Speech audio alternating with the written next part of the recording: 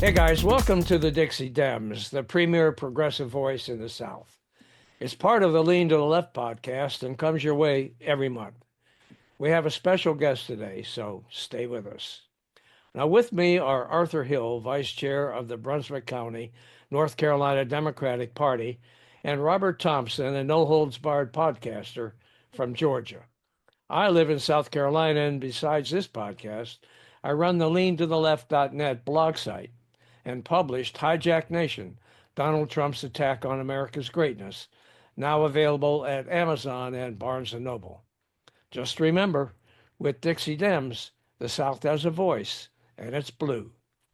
Our guest today, Mac Deford, is seeking the Democratic nomination for the South Carolina's 1st Congressional District seat, currently held by MAGA Republican Nancy Mace, who's running for governor. A former U.S. Coast Guard law enforcement officer and search and rescue crewman, Deford earned degrees from the Citadel and Charleston School of Law.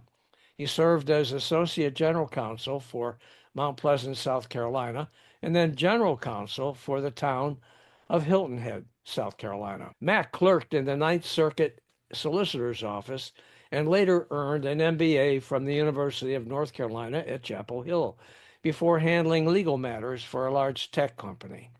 Mac, welcome to the Dixie Dems on the Lean to the Left podcast. Thanks, Bob. It's a pleasure to be with you again.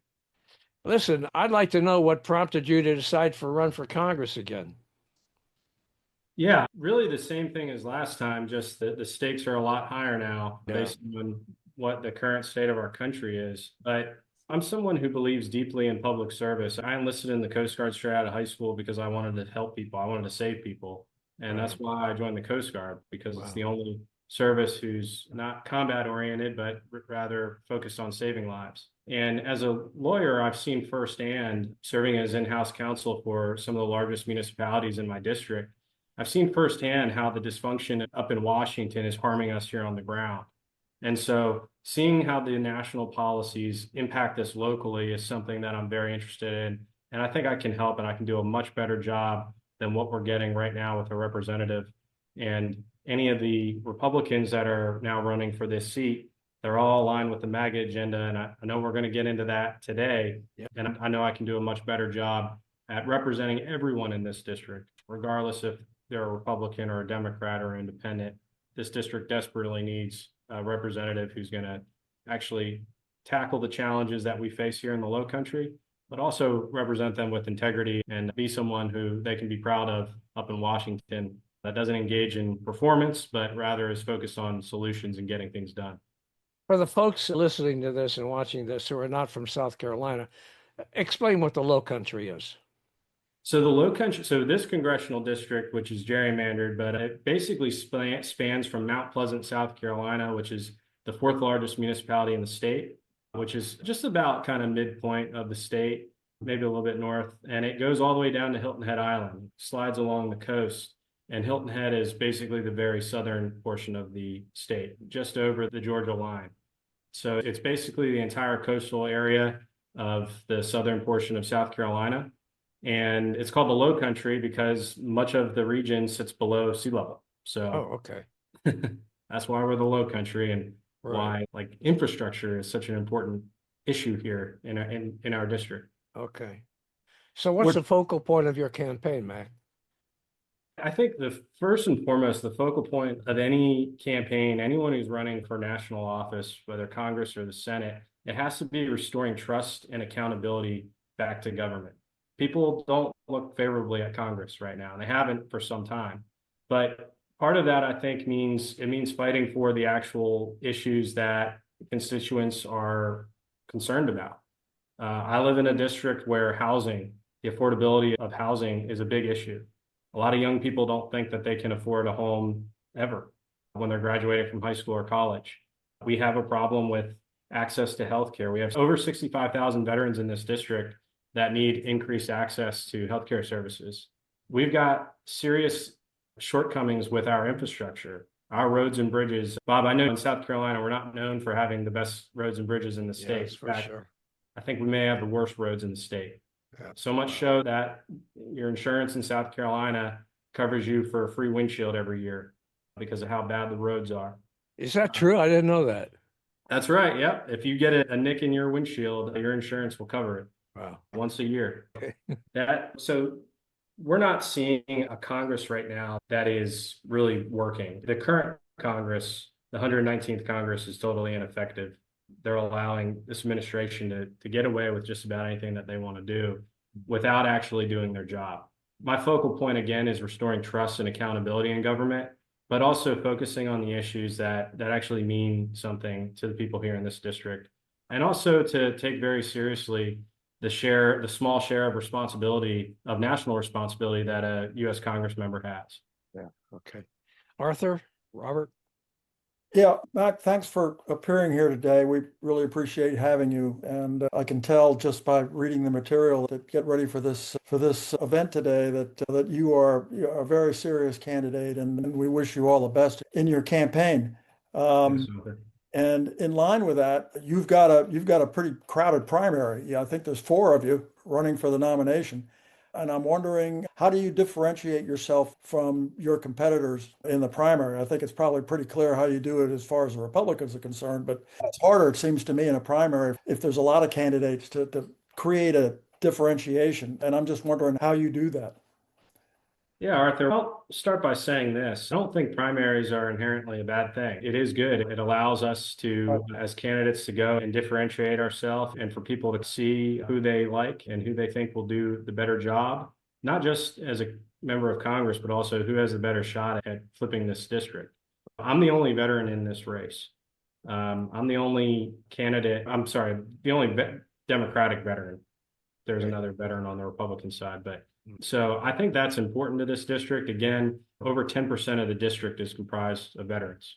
So this is a big military district as well. We've got the Marines down in Beaufort County. There's an air station down there. There's the recruit training depot there as well. We've got what will be the largest Coast Guard facility right here in Charleston and up in North Charleston, in fact, and the Air Force and Navy base. It's a big military base. I've also actually worked on a lot of the issues that are important to this district. So with housing, for example, when I served as general counsel for the town, we got through a workforce housing project, the first of its kind ever in South Carolina history, in what is considered a more conservative area than not, with what I would say is probably a more conservative town council than not. So we got pushed, we made a workforce housing project, which is more of a Democratic aligned initiative in a pretty conservative area. I've worked on infrastructure projects. I've been there at the height of COVID, working on public health mandates, and I'm trusted and tried, whether it's having been in the Coast Guard and being put in life and death situations to working for a company in a turbulent time. I was at a publicly traded tech company during a large data breach, which was stressful in and of itself, but also working in local government at the height of COVID. And we need somebody who is going to be steady even when chaos starts erupting. And we know that this race, Republicans are going to do everything they can to protect this seat. And with it being an open seat, they are concerned about this. And this district was R+8 in 2028. I'm sorry, in 2023. R+8 being the rating, I think it's from like R+50 to D+50. Last year it was R+7. It's R+6 right now, which means that when we get to R+5, and I am confident that it'll be reclassified at R+5 or 4 before the election, that is by definition a swing district. Republicans are concerned about this seat. And so Democrats need to start thinking about who are we going to put up who's got the best shot at flipping this district.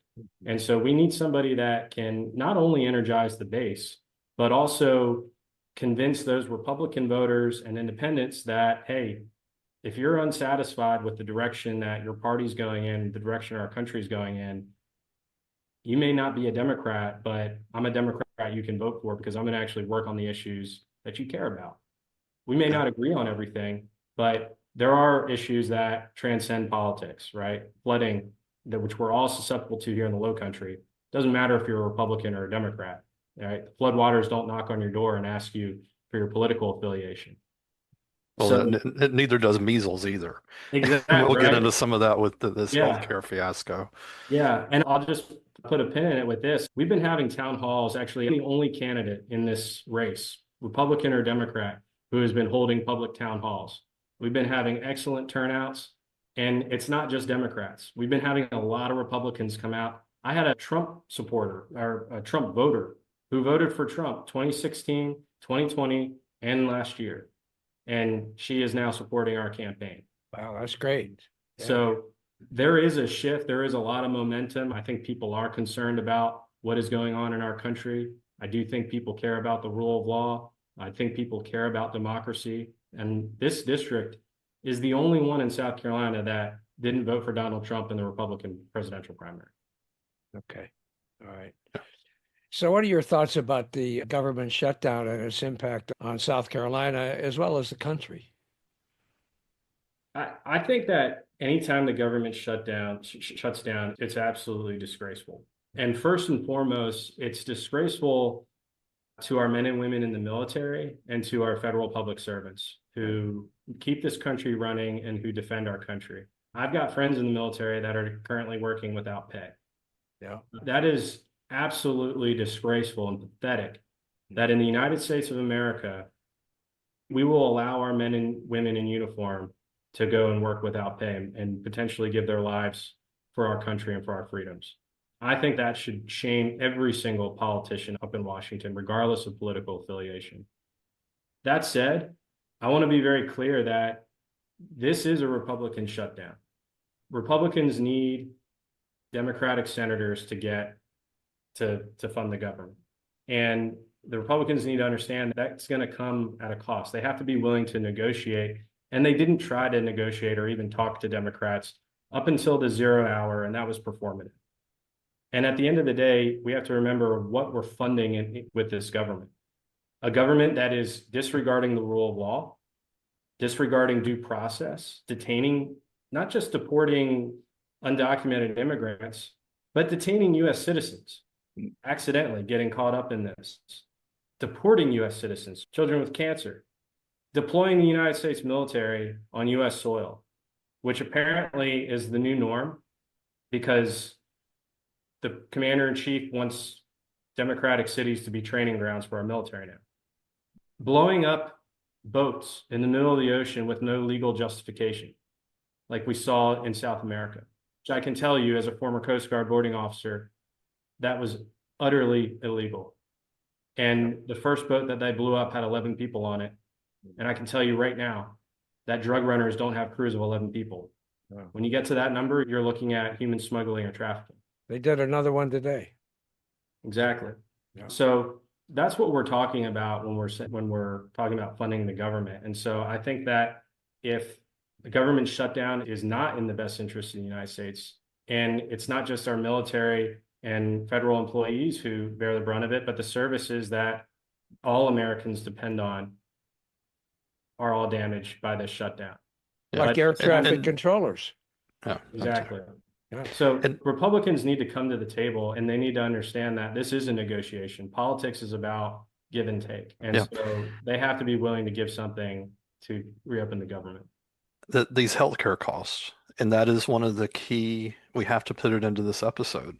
You have, I'll throw my mother out there. Before she actually got Medicare, she was getting these subsidies every month for Obamacare. And that is some sort of, and you ask the Republicans about it, and they just talk about national security. People are not coming across the border and trying to break into your house. It is not a fiasco. That is completely made up. And to use that as a crux and paying these recruits $50,000 or whatever ungodly thing they keep advertising while the government shut down, Yeah. it's insanity. And you have Senator Warnock here in Georgia that is sharing already. As of the 1st, you can actually see your rates for next year. They are tripling here in Georgia in some cases. You have providers pulling out of markets. It's not sustainable. And there is no plan whatsoever to fix it. No, there's none. Robert, you're absolutely right. Administration, the MAGA agenda, which all the Republican candidates for SU1 say that they are ardent supporters of Trump's MAGA agenda, and they're running to support Donald Trump, not to serve their constituents. But when we talk about what that MAGA agenda is, it means totally gutting the Affordable Care Act with no legitimate substitution. And I think, again, it is abhorrent that the United States of America cannot provide affordable, quality healthcare to all of its people. I think that we have a moral obligation to do so as the leader of the free world, to provide healthcare to our citizens and to the people who are here. But I also think that it's an economic imperative. For those who don't buy the moral imperative, it's an economic imperative. Because if we have a bunch of sick people because they don't have access to preventative care, then they can't work and they can't contribute to our economy. And then they can't buy things and further contribute to our economy. So that's a problem. And it's also a national security imperative. Again, if we have more sick people, that is a hindrance on our national security. That means that we don't have as many men and women who can go into federal service or go into the military because they don't have access to health care and they may not qualify for military service. So I would say that this whole approach, it just doesn't make any sense. Yeah. And I do that you're doing the town halls. It's a strategy that the indivisible movement, calling their elected officials, but they don't answer the phone. Marjorie Taylor Greene doesn't answer her phone here. I did get one guy on the phone this week. He had no answers at all for the shutdown at Rich McCormick's office, which that's going to be a swing district like yours here in Metro Atlanta. They have no answers. He literally said silence. Yeah. And they allegedly want to be in this office so bad and get all of this corporate money and rich money, and they do nothing. They just sit back and shake their heads. It's ridiculous. And they're getting paid right now. Their staffers are being paid on our tax money. Right. Yeah. One of the things that gets me is that Trump and his MAGA pals are claiming that it's better to have the shutdown than it is to provide taxpayer-supported health care for illegal immigrants. And that's a lie because they can't do that. It's against the law. But what they aren't saying is what they've done to cut NIH and cut research for Alzheimer's disease, for example. It's just that it's a devastating tragedy for so many people who suffer from this horrible disease that they're cutting research money that could be used to provide new drugs that might help prevent or even cure Alzheimer's. I would like to know how they would feel if they had to live with someone who suffered from that disease and take care of them. I would like to know that. And when they have their town halls, they don't even invite the other side. They only invite their followers. And if you question them, they kick you out of the room. That's a great way to try to win races over and over again. But it's Nancy Mace kicked one of our local Democrats out of her town hall the other day. Yeah, when we have our town halls, we send out text messages, and I'm very intentional. And I ask my staff, I say, look, don't just send this invite to Democrats, send it to Republicans, because nothing's going to change if we just keep trying to talk to our base. Like I know for the most part, I've got the support of the Democrats in this district. It's the Republicans and the independents that I need to be able to win over, and we're doing that. But Bob, you're absolutely right about these cuts to healthcare research.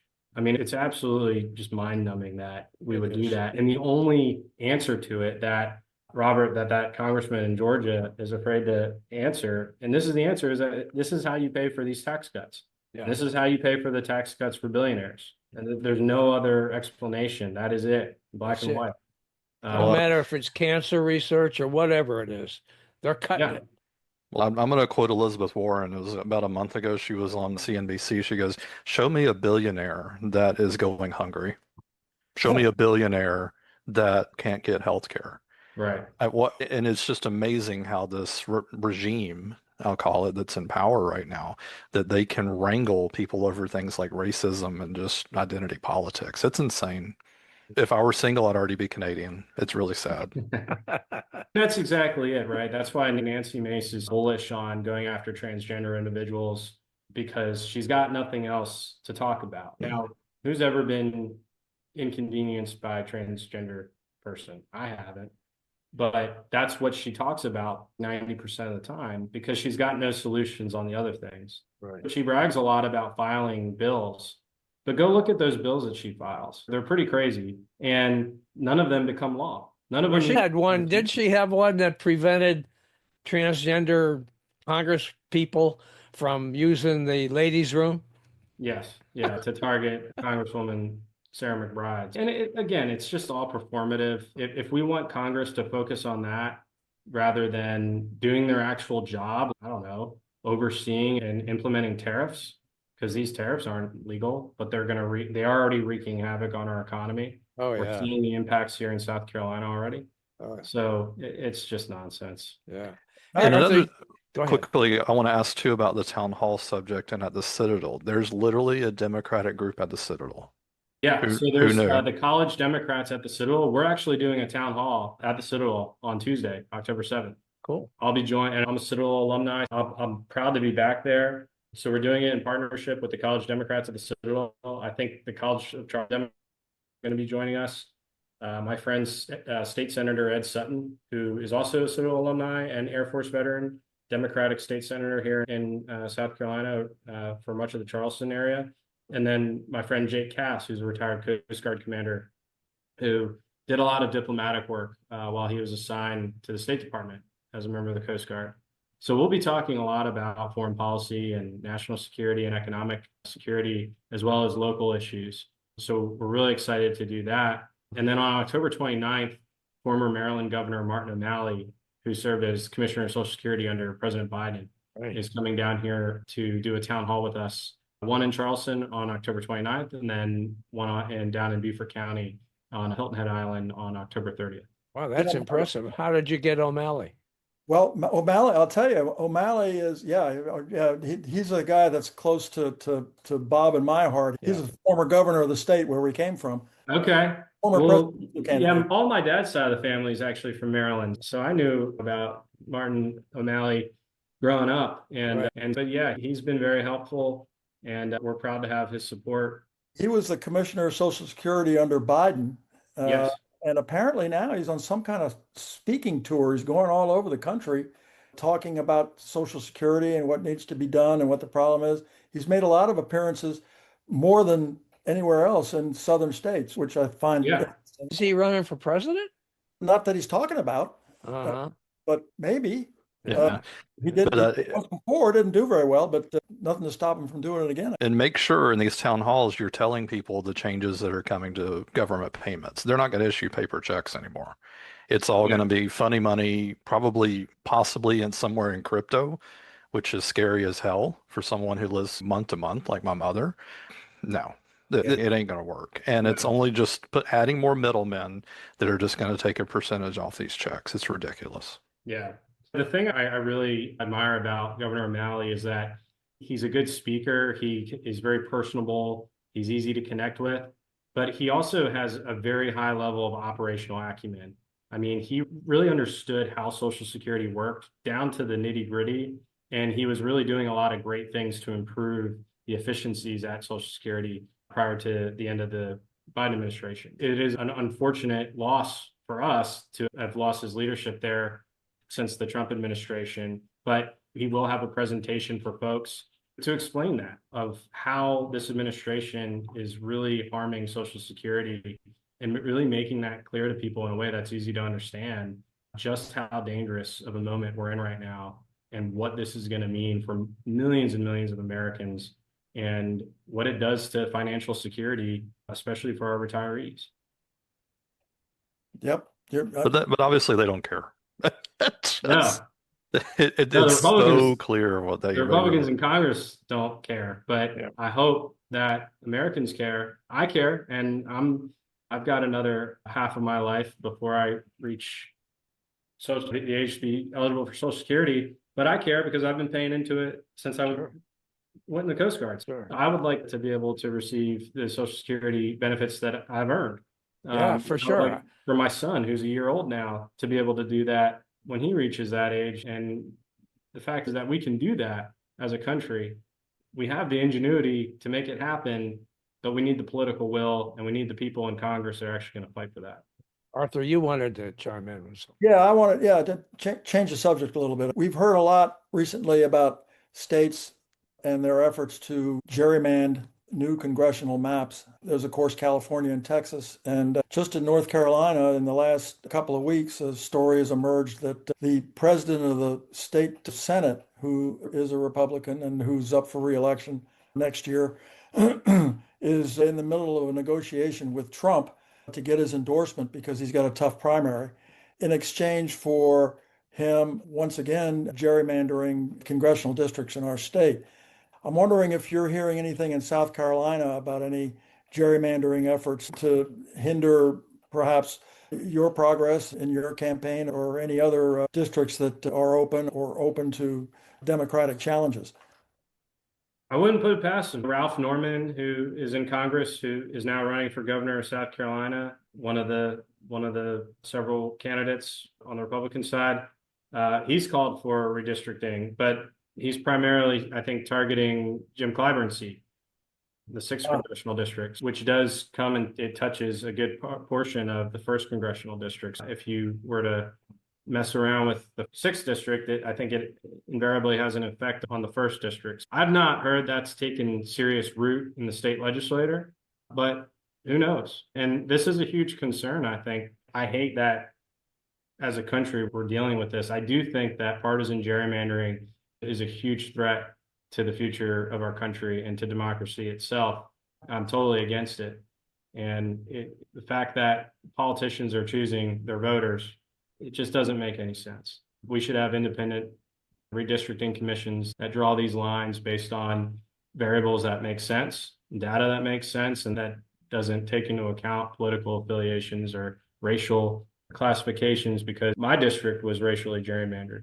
Now, the Supreme Court disagreed, but it was pretty clear from that case that this district was racially gerrymandered, and that's an absolute abomination. That's right. It was your district. I'd forgotten that. Yeah, that's right. That's right. Yeah, it looks like it's going to be a reality, and certainly a reality in Texas, and looks like it's also going to be in California. But I agree with you. I think the system of having an independent commission set the maps is a much better way to go. But I guess politicians can't let go of some politicians anyway, can't let go of the power. Yeah, they don't want to do that. They don't want to term limits. They don't want to ban their ability to trade stocks. Those are all things I think that would strengthen democracy, not degrade it, and strengthen it considerably. Campaign finance reform, I think if we were to address all those issues, we'd be a lot better off, but we've got a lot of work to do. Yeah. Okay. Anybody else got anything more for Mac? As I shared, sorry, Arthur, the gentleman that's running in your neighboring district, I'll share the same strategy. If you can't get your elected official, Nancy Mace, she wants to be governor. She's not worried. Maybe she votes by proxy now. I don't know what the hell she's up to. But calling their offices and recording these phone calls, when that staffer answered and had no answer, I'll say he picked the phone up. He didn't answer it. Call these people out. If they want to be in office so bad, they need to do their job. And it's ridiculous. The dude that's just south of you near Savannah, Buddy Carter, he wants to be senator of Georgia now. You know, that they tried to pigeonhole you as, you're not in this district, you can't talk to us. I said, the hell I can't. He wants to be senator of Georgia. And it actually works with the Georgia Insurance Commissioner. He actually was more worried about being in Texas at the border than actually trying to fix what's left of this insurance plant we have here in Georgia. He decided that he couldn't become senator of Georgia after that. So these things work. Absolutely. Yeah. No, and I know a lot of people here in the first have been trying to engage with Nancy Mace. And she's had a town hall, but it was like behind a gated community. So that's not really a town hall. And didn't the one that made it in, she screamed 4-letter words at him? So yeah, she had one. I guess they removed somebody just for saying something that she disagreed with. It's a joke. Look, if you're an elected official, you should welcome criticism. You shouldn't run from it. When somebody disagrees with you, it forces you to put you in check and to reevaluate and also defend your platform. If you can't defend what you're advocating for, then you've got no business in public office. Yeah, but you know what? It seems like her strategy is working for her. I just read where she raised $1 million over the last few weeks for her governor's campaign. Yeah, look, she certainly, look, this is South Carolina, right? So we do have Uh-huh. people that are supportive of MAGA, Right. but a lot of this is trying to break through that and try to talk to everyone, right? We're not going to win everyone over. I know that. Not everyone's going to like me. People are just going to see the D next to my name and move on. But we still have to make an effort. And we have to continue to try with those folks, even if they try to shut us out, just to try to educate them, perhaps on a different perspective for them to consider. What's your strategy for going after and encouraging younger voters to join your campaign? Yeah, so the event we're having at the college or at the Citadel, the college Democrats there, that was something that they thought of. We got a lot of young support. I did last cycle as well. Uh-huh. We've had high schoolers come out, 17 years old, who can't vote now, but they'll be able to vote next year. They're coming out, they're volunteering on the campaign already. That's great. Harvard College Democrats endorsed me last cycle. We're talking to them again. They bring a lot to the table because they volunteer a lot as well.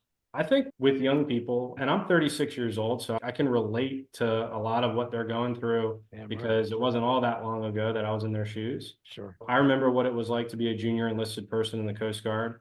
And I wasn't in the Coast Guard during a shutdown, but there was almost a shutdown. And I remember thinking it was like towards the end of the month, which I'm looking at my bank account. I've got $200 in overdraft fees. And meanwhile, I'm putting my life on the line to go out and rescue people. But it's hard. So you have to talk to young people about things that they care about. And when I talk to young people, one thing that they care about is housing. That's like a big issue for young folks because they're terrified of the fact that, am I going to have to live at home for until I'm like 30? Being able to afford a home is something that they don't think is within reach anymore. And that's really sad that in our country that young people have lost hope in that. Young people are very concerned about gun violence. Students, they talk about that often. It's usually one of the top 3 things that comes up. They're like, I'm concerned about getting shot at school. When I was in school, in grade school in the 90s, we didn't have active shooter drills. We had fire drills, which was an excuse to get out of class for 30 minutes. But now you've got active shooter drills. Now, the threat of that is real. So we need to be serious about addressing that as well. Young people care about our environment. They believe in science and climate change. So they are concerned about that too. So I think we need to talk to them about the issues that impact them. Student loan debt is a big one as well. The price of college is not what it was years and years ago. I think meeting them where they are, having good social media is important as well, but talking their language and about the issues that they care about, I think is the most impact that you can have with young people. And not just that, but involving them. When we have young people that come out to my town halls, I don't just want them to ask questions. I actually ask them questions so that the other people there in the audience can hear what's on their minds. They don't need to hear me speak for the hour and a half or whatever. I want them to hear it straight from the young people about what's on their minds, what they care about, what is going to get them engaged. Yeah. And congratulations, Bob. We have a younger member of the episode today. So good. it's not all just the gray guys. So When he said he's 36, I'm going, hell, I'm more than double his age. That's great. That's great. I think that well said on that, on the young voter thing, Yeah, because for sure. we have the same dilemma in Brunswick County up here. There aren't that many young people here to begin with, and the people that are here are floundering around and wondering what they're going to do with their lives. And right now, there's not that much out there for them. They need programs. They need help. So congratulations for that. Good for you. Yeah. That housing program that you worked on that you mentioned, explain what that was about. Yeah, Hilton Head is obviously it's a known tourist destination, a lot of resorts, and there's the beach there and whatnot. So they've got a huge workforce shortage. They've got one hospital on the island, a shortage of nurses and healthcare technicians, shortage of hospitality workers, firefighters, teachers, because they can't afford to live on the island. Rent is unaffordable and home ownership is way unaffordable. Now, the town has partnered with organizations like Habitat for Humanity to provide affordable housing solutions for home ownership, which is great. But the project that I worked on, I think they break ground early next year, but I got them through to basically the development agreement stage. So the town owns a bunch of land. And in order to keep the rents affordable, the town put out an RFP, procurement solicitation for developers to bid on. And the concept is the town's going to own the land. A developer is going to come in and build and maintain and manage the property, the community, but the rents are kept affordable because the town owns the underlying land. If the developer ever charges market rates or anything that's not within the ranges that have been approved by the town, then the whole thing reverts back to the town. It's a long-term ground lease. So we had never done that before in the state of South Carolina. They came to me with this issue and basically were like, hey, we need to find a structure that works. I'd never done anything with housing before, so I started going all around the country and talking to folks that have done it, to other communities and municipalities and private organizations who have actually worked on this. And so I picked and choose from various successful ones, and that's what we came up with there at the town. And it's going to be really great. That specific project, to anyone that makes between 60 and 140% of the area median income, rent is capped so that no more than 30% of their gross income will go towards their rent. But in many cases, their rent will be lower than that. If you don't meet the 60% threshold, there are subsidies that exist, or they will accept housing choice board vouchers. That's going to be a game changer. And as far as I know, that's probably the one of maybe several, or at least a few, that the town of Hilton Head Island would do.